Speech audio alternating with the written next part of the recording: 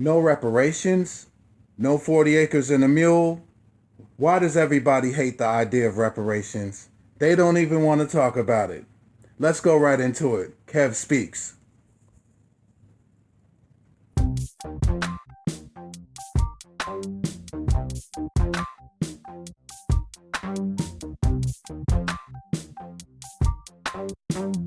Today is Juneteenth. It's a day celebrated as the end of slavery in America, when federal troops entered Galveston, Texas, and General Gordon Granger announced to the population, all slaves are free. Now Congress is forming a committee to look at the idea of reparations. So let's look at that ourselves. Between 1619 and 1865, about 4 million people were brought to what became the United States in the transatlantic slave trade. They and their descendants fueled the nation's economy, especially in the South. Labor was free. When slavery was abolished after the Civil War, the newly freed people were originally promised 40 acres and a mule. But after President Lincoln's assassination, Andrew Johnson overturned the agreement, instead compensating the former slave holders. Reconstruction was ended prematurely in 1877, and through the 20th century, black people were denied voting rights through Jim Crow laws. Black veterans were denied full GI Bill benefits. Black homeowners were denied equal housing through redlining, and black Americans were terrorized by white supremacist groups. More than 4,400 people were lynched. In 2016, average median black American net worth was $17,409. Now, that means that half of all families had net worth, houses, whatever assets they've got that was higher than that. Half had net worth that was lower. Take a look at this. Median white American income, $171,000, 10 times the median of black families. This is according to the Federal Reserve. Between 1983 and 2017, black home ownership actually ticked down a little bit, 2 points. After years, as you can see, of very little variation, white home ownership has gone up fairly steadily. These are the things that this new reparations effort wants to address. H.R. 40, as the bill is known, calls to study the damage done by slavery and its legacy, and formulation of proposals for programs to increase economic, educational, and other opportunities for black Americans. This morning, Senator Cory Booker read off even more statistics on racial inequity today, and he and actor Danny Glover gave their assessments on the need for change. It is a cancer on the soul of our country and hurts the whole body politic. This idea that it's just about writing a check from one American to another falls far short of the importance of this conversation and what I believe we will truly talk about. Justice for black people will not flow into society merely from court decisions, nor from fountains of political oratory. White America must recognize that justice for black people cannot be achieved without radical changes in the structure of our society. Joining us now, Senior Vice President for Social Justice at the New School, our friend Maya Wiley. Maya, Cory Booker pointed out that many people think this is just cutting checks. That's not the case. Explain what the goal here really is. Well, let's start with the fact that the commission itself, this is a proposal for a commission to study. You know, we have commissions all the time in this country. It's one of the tools that Congress uses to examine complex issues. About 70% of commissions are policy-based examinations. Allie, you ran through all the complex history and all of the policies related to how we created essentially black economic exclusion.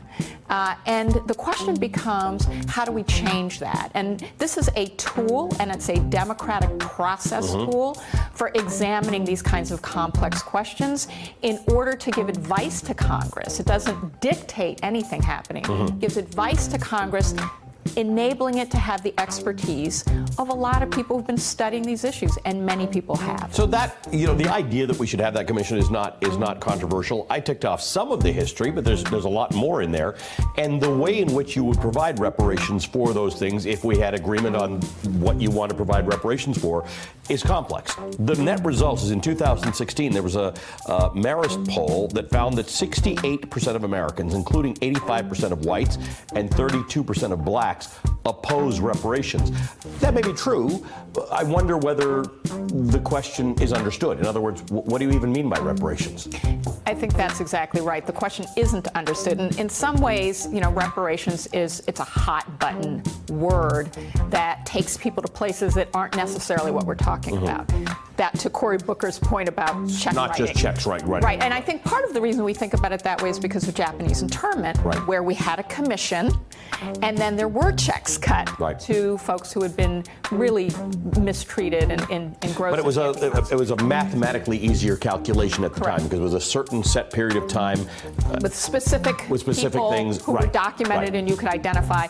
So here, the point is, there's a debate in the community around what does it mean to correct the deep injustices of the past that people today experience. And I think part of the importance of this idea of a public commission is to help people, all Americans, understand that this is actually about fixing structures.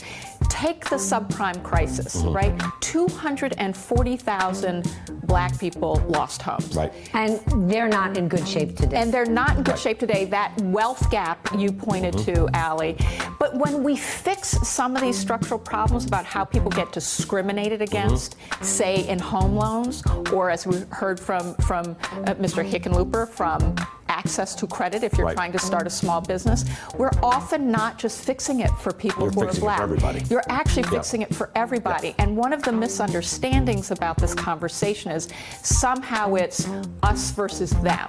This is actually about how do you pass good policy that builds more social cohesion and social mobility. And removes inequity in general. And removes inequity in general. And if you don't, I mean, it's interesting in my Twitter feed when I said I was coming on the show and when I was talking about Juneteenth, folks were like, this is terrible. It's going to hand the election to Donald Trump. And my response is, well, is our answer to Donald Trump to actually move away from a democratic process? Because the discussion starting today is about 13% of the American population and about fixing something we all need to fix, which is inequality. Because it's impacting people, whether you're white, whether you're Latino, whether you're Asian or Native American. And if we're pointing to the weaknesses of our public policy in investing in our people, we're actually starting to fix all that's wrong with American society and meet our aspiration of a more unified country.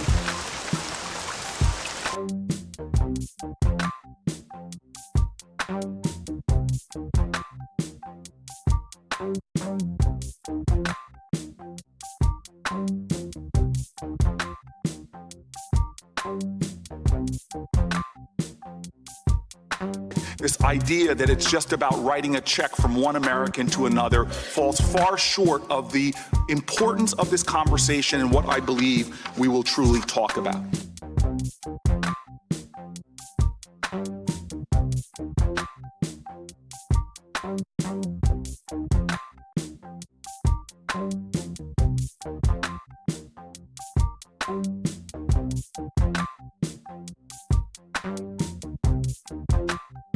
Who are owed for slavery are no longer here, and we're not entitled to collect on their debts. Reparations, by definition, are only given to victims. So the moment you give me reparations, you've made me into a victim without my consent. Not just that, you've made 1/3 of Black Americans who poll against reparations into victims without their consent. And Black Americans have fought too long for the right to define themselves to be spoken for in such a condescending manner.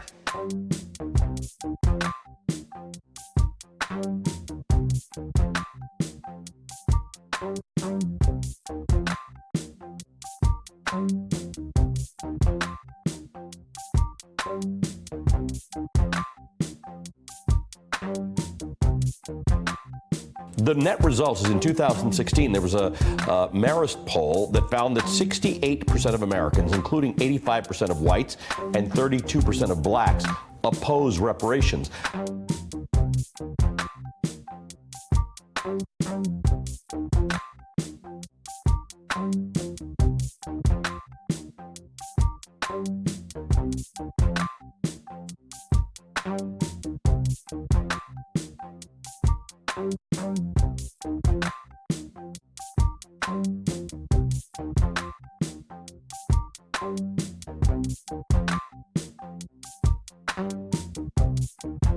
began to think about the way that white rage worked.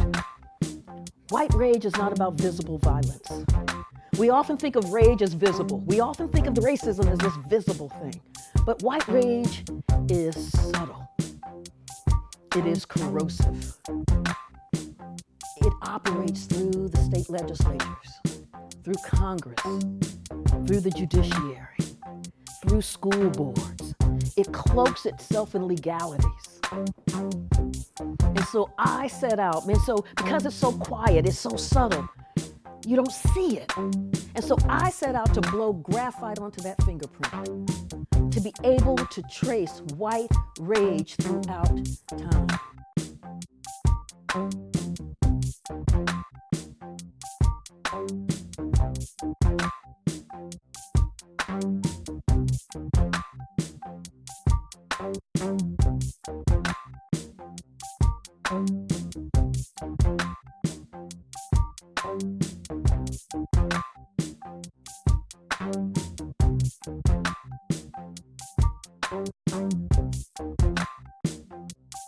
Related to how we created essentially Black economic exclusion.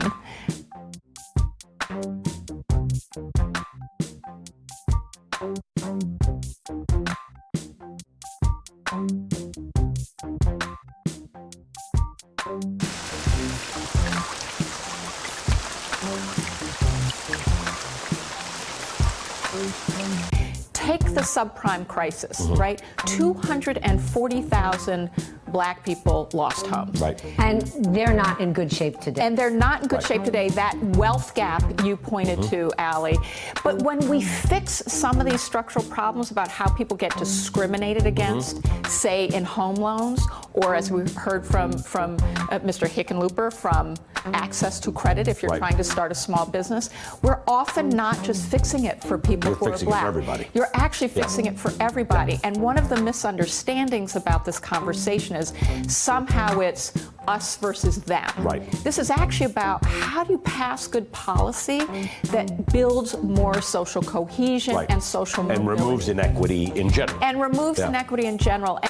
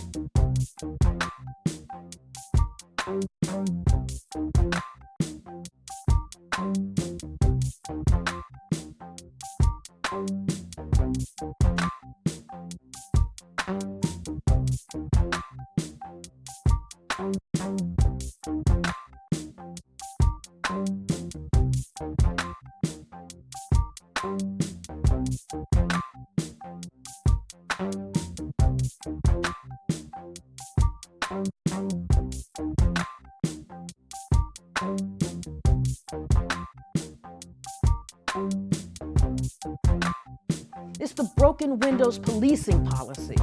That broken windows policing policy basically hyper-polices Black and brown neighborhoods, criminalizing Black people, criminalizing brown people.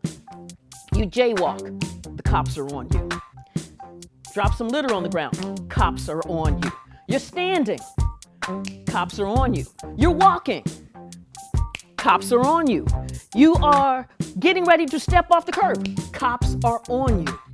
That hyper-policing is the policy that Mayor Rudy Giuliani said was working.